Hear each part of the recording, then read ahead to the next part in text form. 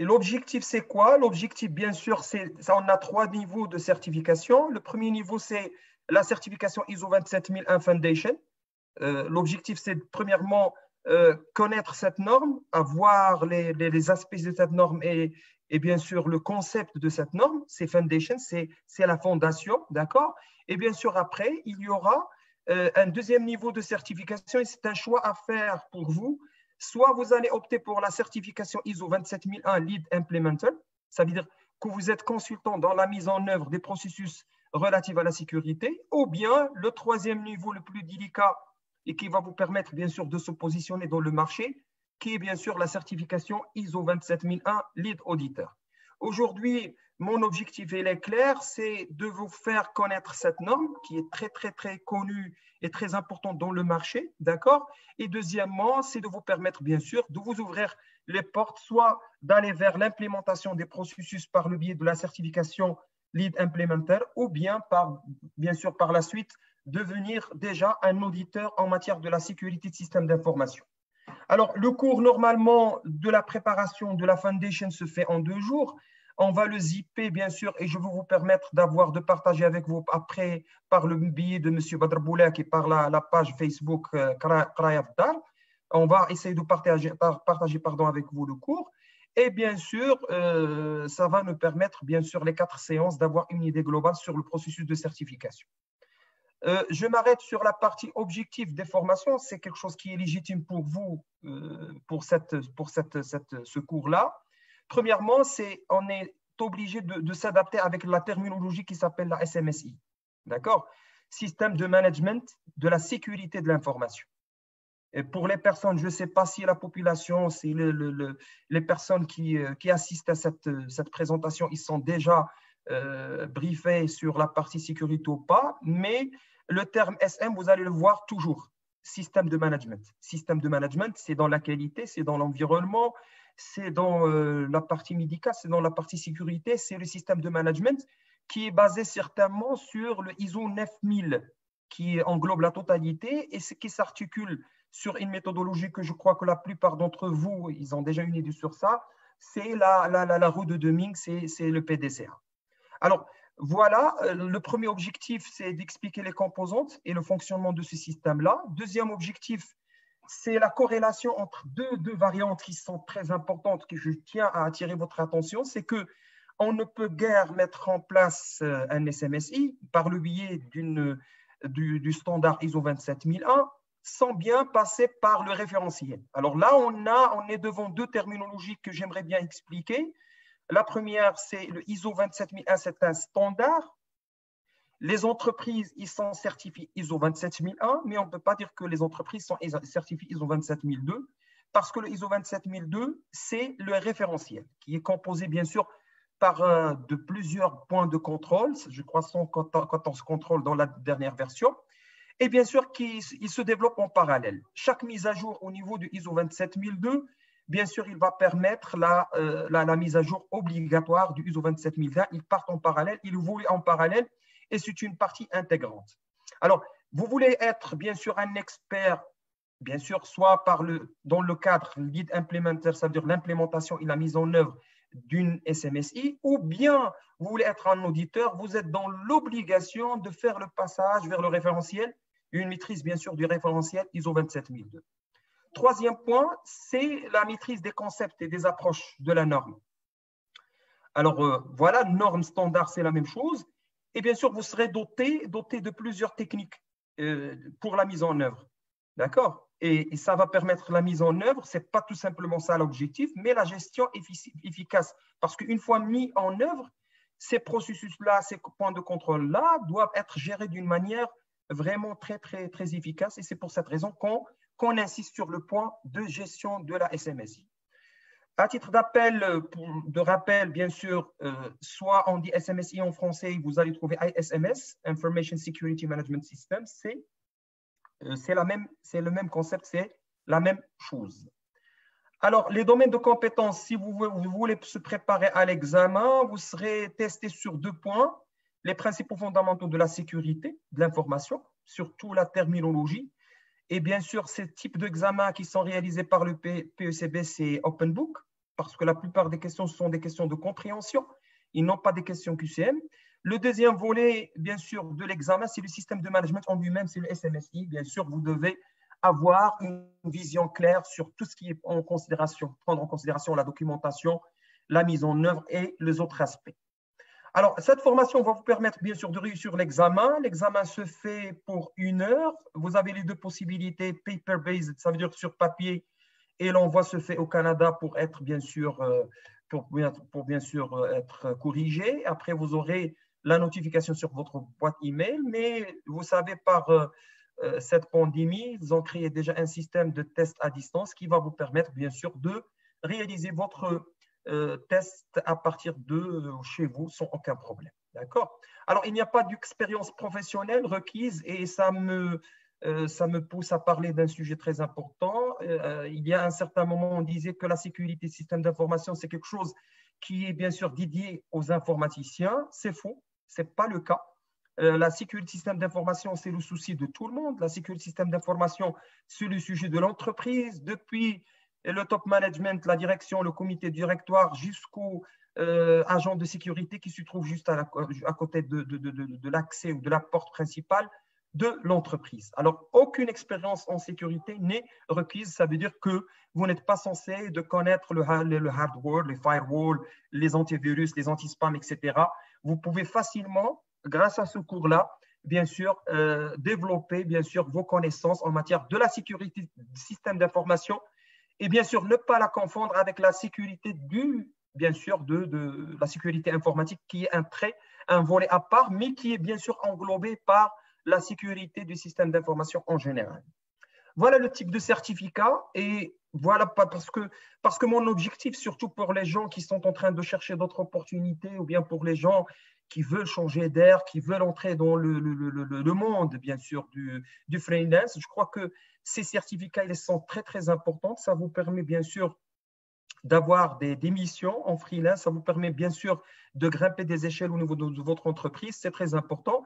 Là, c'est la foundation. Après, vous aurez la partie, je dirais, lead implementer. Après, lead auditor. Et après, vous aurez la possibilité de postuler au niveau de PECB pour devenir ce qu'on appelle accredited trainer. Ça veut dire que vous serez un formateur ou un consultant accrédité, ce qui va vous permettre d'être consulté partout dans le monde. Parce qu'une fois que vous êtes accrédité après la certification, vous aurez bien sûr la possibilité d'être demandé pas seulement au Maroc, mais en France, en Afrique, dans les pays de Golfe, et c'est le cas de plusieurs consultants que je connais. Alors, comme j'ai déjà dit, le cours s'étale sur 4 jours, mais on va essayer de le zipper, et bien sûr, vous aurez le cours en format PDF par le biais de M. Badr Boulak qui va bien sûr vous le transmettre. Voilà, il y a bien sûr la première journée, introduction à la sécurité de l'information et non pas de l'informatique.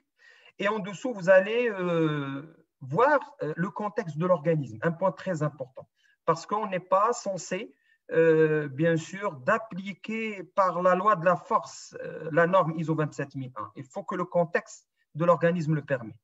Deuxième des choses, le leadership et bien sûr la planification. Le terme leadership, soit la certification, je parle surtout de la certification des organismes, soit la certification ISO 27001, ISO 9001, la mise en place de PMO, quels que soient les standards que vous allez essayer de mettre en place, vous ne pouvez pas les mettre sans l'approbation, sans bien sûr l'engagement du top management. Ça veut dire qu'il doit y avoir un leadership qui va permettre à toutes les parties prenantes dans l'entreprise d'adhérer à ce système de sécurité qui est le SMSI.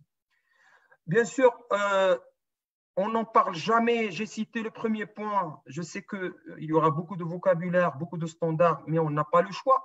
On a dit que 27001 il est lié au référentiel 27002 qui propose bien sûr les domaines, les points de contrôle, mais en quelque sorte, on a besoin d'un autre. On ne peut jamais parler de la sécurité sans parler de la gestion des risques. Alors, le terme gestion, terme plus ou moins qui je dirais, qui manifeste un peu de polémique pour les gens parce qu'on parle de management de risque. Comme la même chose, on parle de management de la qualité, management de la sécurité et on parle aussi du management de risque et non pas la gestion de risque parce que gérer le risque, c'est de trouver les contre-mesures. Alors, là, les 3 variantes ISO 27001 qui permet de créer le SMSI, ou bien le système de management de la sécurité de l'information. On a le 27002 qui offre un référentiel qui permet d'englober l'ensemble des domaines, des chapitres et bien sûr de points de contrôle. Mais on viendra aussi pour dire que non, on ne pourra jamais mettre en place une SMSI sans avoir un système de management du risque. Alors, on va le détailler par la suite dans les séances qui vont venir. Le système de management de risque, il est surtout, je parle de deux types de systèmes, il faut les noter s'il vous plaît, qui sont bien sûr très utiles et qui font surtout gagner de l'argent dans le marché de l'emploi. On a la 27005 qui est la plus ancienne et vous allez trouver le chiffre 27. Là, vous allez trouver le chiffre 27, ça veut dire que c'est quelque chose qui est en relation avec le système d'information. Alors, 27001, 27002 et le 27005. Le 27005, c'est le management de risque qui est lié à tout ce qui est activité système d'information. D'accord? Il y a le futur, je dirais le plus récent, c'est le 31000, ISO 31000, parce qu'il y a certains d'entre vous qui vont me dire que voilà, on parle du 31000. Certes, le 31000, c'est un système de management de risque, mais global, total, qui inclut même la partie opérationnelle. Par contre, le ISO 27005, il est réservé surtout au système d'information. Alors, une fois on fait la planification, qui est bien sûr un élément fondamental du PDCA, on part bien sûr à la mise en place, le soutien, les opérations, et on a le check. Le check, c'est l'évaluation de la performance, de ce qu'on a vu, bien sûr, ce qu'on a implémenté. Est-ce que ce qui a été implémenté, ce qui a été réalisé via le SMSI, il a donné les fruits ou pas? Et dans ce cas-là, on se trouve dans deux logiques.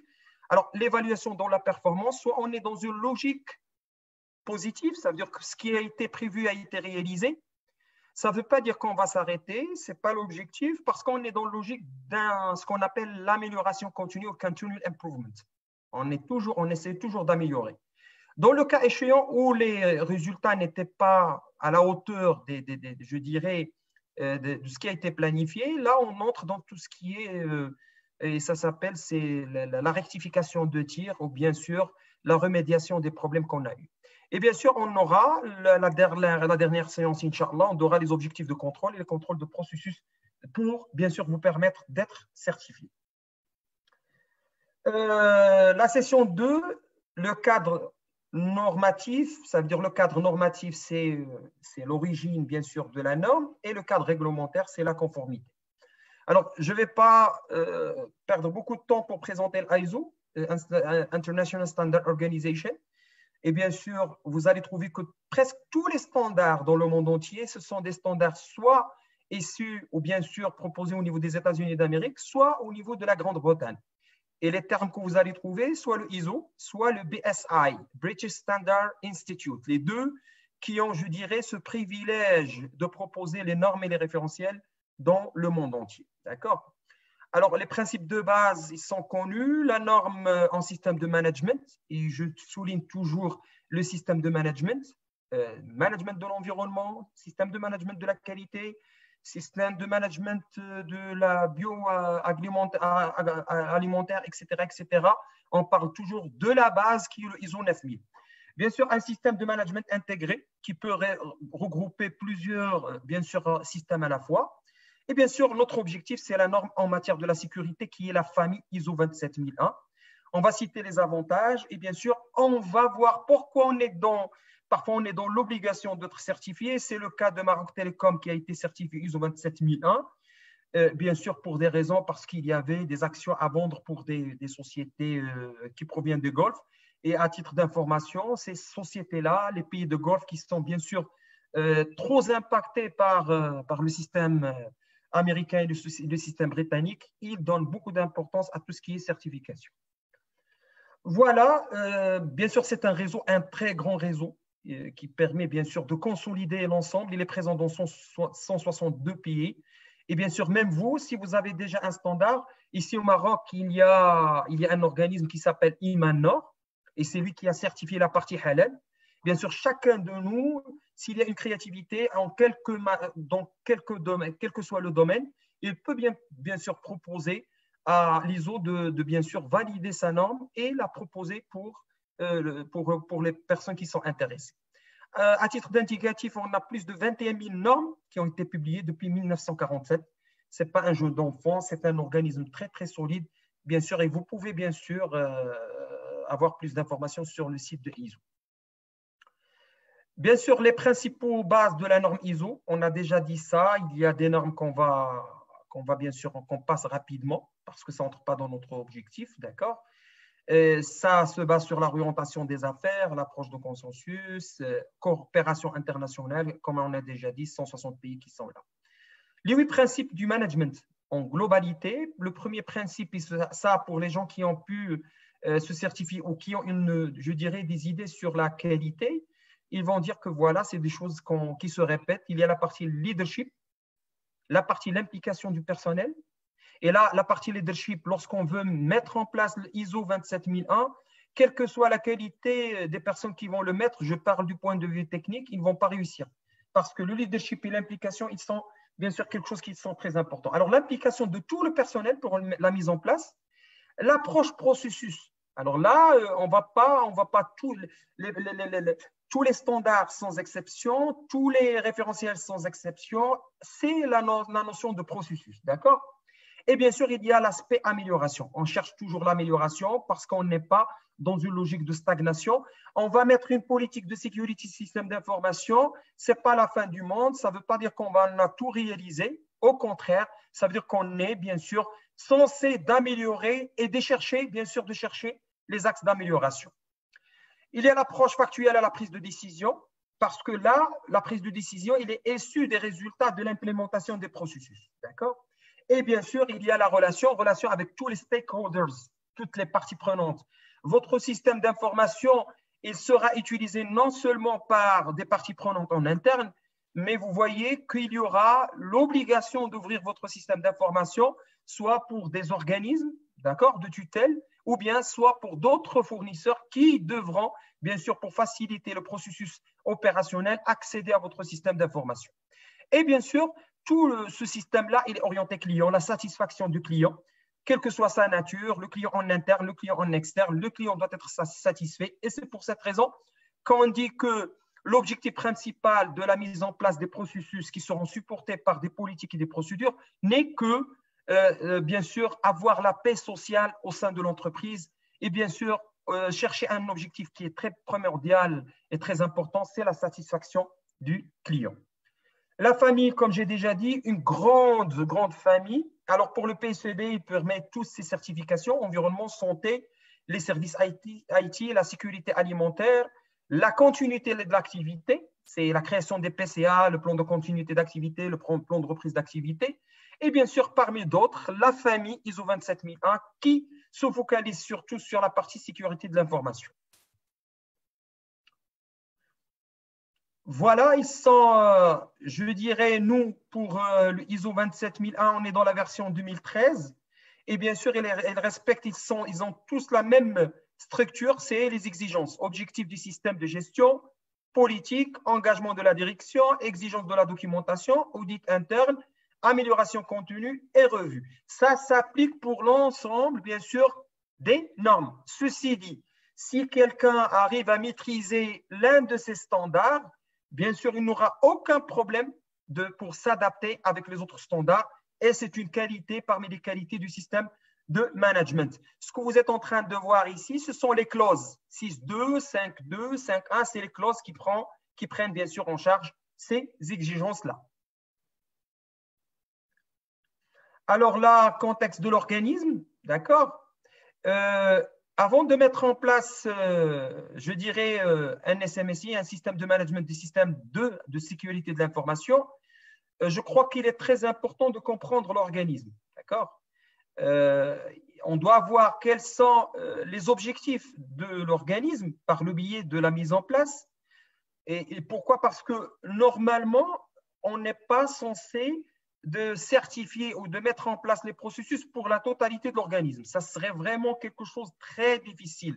C'est pas quelque chose c'est pas pareil pour la qualité, mais lorsqu'on parle de la sécurité et le système de management de la sécurité de l'information, ça englobe la partie RH, ça englobe la partie exploitation, ça englobe la partie bien sûr IT, ça englobe la partie accès, ça englobe la partie conformité, ça englobe la partie communication, ça englobe la partie fournisseur, et ceci pour mettre en place une ou bien un SMSI global, ça serait un peu difficile, et c'est pour cette raison qu'on le met d'une manière progressive.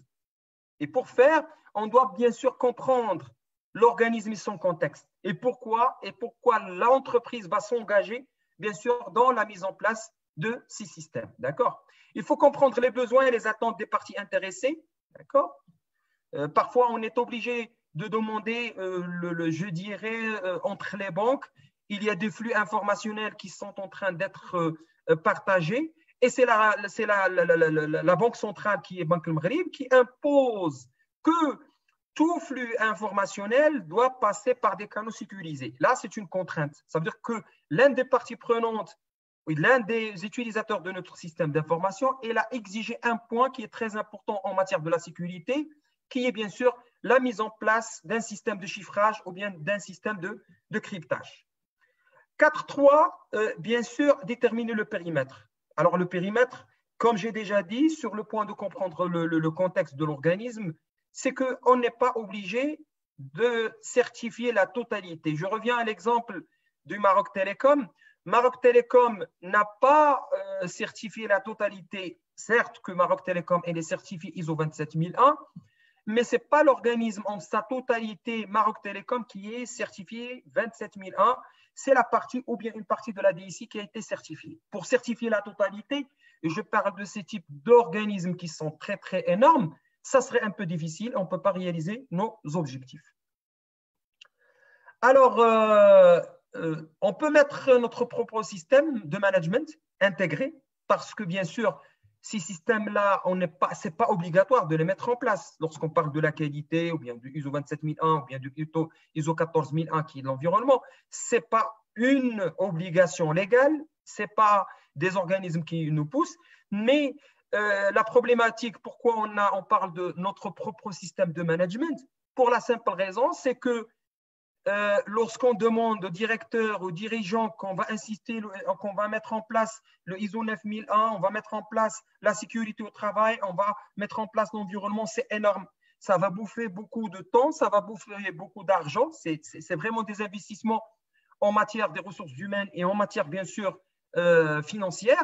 Et c'est pour cette raison qu'on peut créer des systèmes de management intégrés qui s'adaptent avec le contexte de l'environnement de l'entreprise, qui s'adaptent, bien sûr, avec la situation financière de l'entreprise. Ça s'appelle, bien sûr, un système de management intégré, local, créé par l'entreprise. Mais je tiens à vous dire qu'ils sont inspirés, bien sûr, des normes et des standards globaux.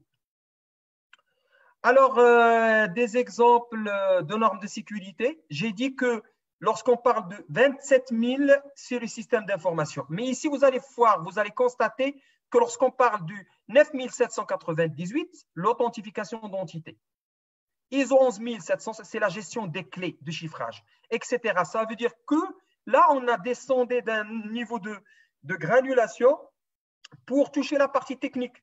Alors, ISO 27033, c'est le standard réseau.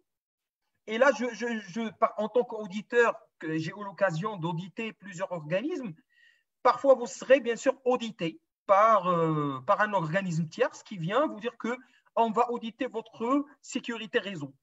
La question que vous devez poser, parce que vous allez me dire que voilà, vous allez auditer, la question, et c'est une question légitime, vous allez m'auditer en fonction ou bien sûr par rapport à quel standard. C'est très important. Et vous avez le droit, en tant qu'audité, d'avoir la norme. Si vous cherchez ici le ISO 27033, vous allez trouver la norme. Et voilà, il va bien sûr comparer l'existant de votre organisme avec le standard et le output sera les écarts. Alors là, le langage, c'est un langage professionnel. Vous allez me dire qu'il y a des choses qui ne marchent pas au niveau de mon système réseau, de la sécurité réseau. Voilà, vous me donnez bien sûr les clauses et les points de contrôle relatifs à un standard. La famille ISO 27001 a vu le jour depuis 1990 et vous allez faire le constat, il s'agit de codes de bonne pratique, best practice. Ce n'est pas un standard qu'on respecte, c'est des best practices et c'est le British Standard jusqu'à l'an 2000 où on passe au ISO 17799, puis ISO 27006, etc. Et la publication la plus récente, elle a vu le jour en 2012, ou bien sûr 2008-2012. Et bien sûr, la toute dernière qui est applicable jusqu'à maintenant, c'est la 2013. La 2013, si vous voulez, à partir d'ici, on n'a pas mis tout simplement le ISO 27001 parce que j'ai dit que les deux, ils sont liés. Les deux, ils sont liés. On ne peut pas avoir une seule. Les deux éditions doivent apparaître en même temps. Et c'est pour cette raison qu'on a le ISO 27001 version 2013 et le ISO 27002 aussi de version 2013. Alors, c'est une grande famille. La première partie, ça, c'est le vocabulaire. C'est disponible au niveau du site ISO, d'accord, ISO.org. Vous allez trouver le vocabulaire pour développer votre vocabulaire. La partie qu'on est en train de voir, c'est l'exigence SMSI, Système de Management de la Sécurité de l'Information, d'accord. Et bien sûr, il y a d'autres normes qui complètent. Il y a la partie ISO 27002, bonne pratique, le guide d'implémentation pour les personnes qui vont être certifiées Lead Implementer, les points de contrôle, d'accord, pour les auditeurs, la gestion de risque, d'accord. Vous allez voir que la gestion de risque, elle est là, elle est partie intégrante dans la SMSI, d'accord. Et bien sûr, entre autres, il y en a bien sûr d'autres. Et ce qui m'attire l'attention ici, c'est que la sécurité de l'information dans le secteur de la santé, c'est la ISO 27799, d'accord. Ça va permettre, bien sûr, parce qu'il y a la confidentialité de dossiers de patients, il y a la confidentialité des rapports, il y a beaucoup de confidentialité. Et c'est pour cette raison qu'on a essayé de créer une norme à part qui est bien sûr la norme ISO 27799 qui vise les organismes de santé. L'entreprise va gagner quoi? C'est l'amélioration de la sécurité, d'accord? C'est la bonne gouvernance, c'est être conforme.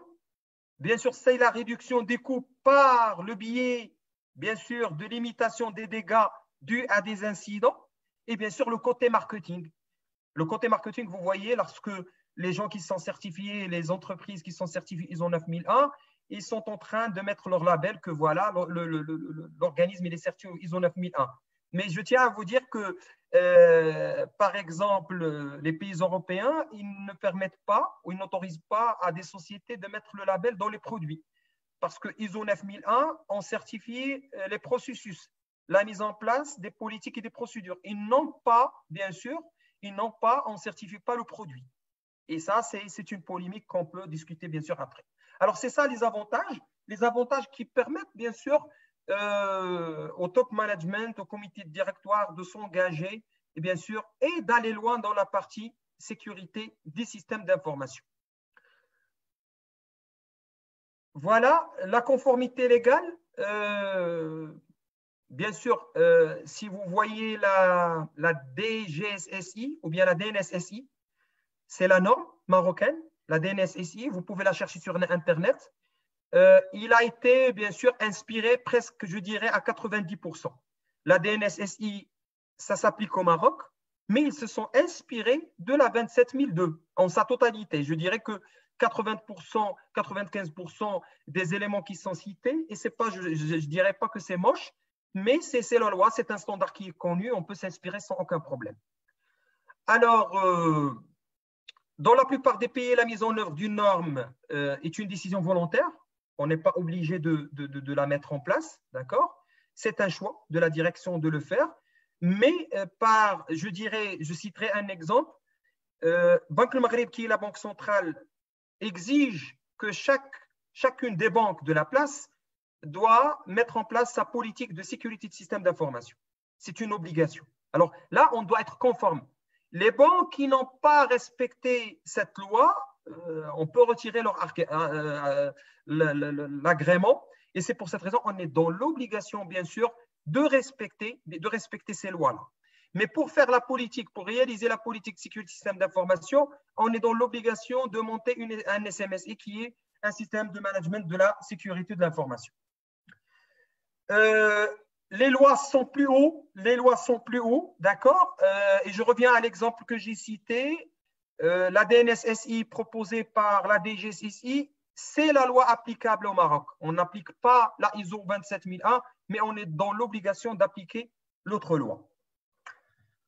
Alors, les aspects légaux, la protection des données, c'est la loi 0809. Je ne sais pas si vous la connaissez ou pas, c'est la protection des données, la protection de la vie privée, privacy, les délits informatiques, la signature numérique. On est en train de se développer. Vous voyez qu'avec le confinement, avec le télétravail, on est obligé d'aller loin dans la partie signature électronique, la propriété intellectuelle, les paiements électroniques et bien sûr la gestion des enregistrements. Tous ces éléments sont des thèmes à surveiller, bien sûr, dans l'aspect légal de la mise en place de la SMSI.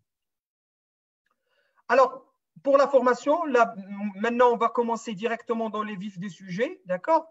Pour la formation, il y a le concept fondamentaux ou bien les concepts fondamentaux de la sécurité de l'information. On va définir c'est quoi un SMSI, la vue d'ensemble, la structure, bien sûr, de la norme qui est bien sûr disponible sur le site ISO. Et on va voir les clauses de 4 à 10. Alors, les clauses de 4 à 10, ça ne veut pas dire qu'il y a d'autres clauses. Il n'y a pas la clause 1, 2, 3. Ce sont tout simplement des chapitres. Mais les clauses applicables dans le SMSI commencent à partir de la clause 4.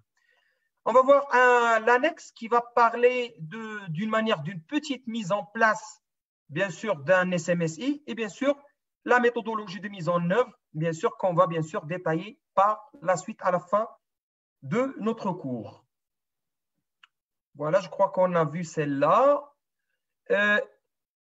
Lorsqu'on parle de la sécurité, je crois que la plupart d'entre vous, on parle de ce qu'on appelle la CID, la confidentialité, l'intégrité et la disponibilité. D'accord? Je crois que disponibilité, j'ai omis, c'est ça, j'ai omis la confidentialité, elle est là. Est-ce qu'elle est visible ou pas? D'accord? Il y a un slide que j'ai un peu zippé, c'est la confidentialité. Alors, la confidentialité, c'est parmi les principes. Et sa définition, c'est que les informations ne peuvent être accessibles et visibles que par les personnes autorisées. Ça veut dire que l'information doit être confidentielle. C'est le premier aspect, ou bien si on veut dire, c'est le premier critère de la sécurité, c'est la confidentialité. Le deuxième, c'est l'intégrité. Alors, l'intégrité, c'est de protéger l'exactitude des actifs. Et le terme actif, c'est un terme qui est très vulgarisé. Les actifs, ça peut être un bulletin de paie sous format papier, ça peut être une information, ça peut être un tableau Excel, ça peut être n'importe quoi.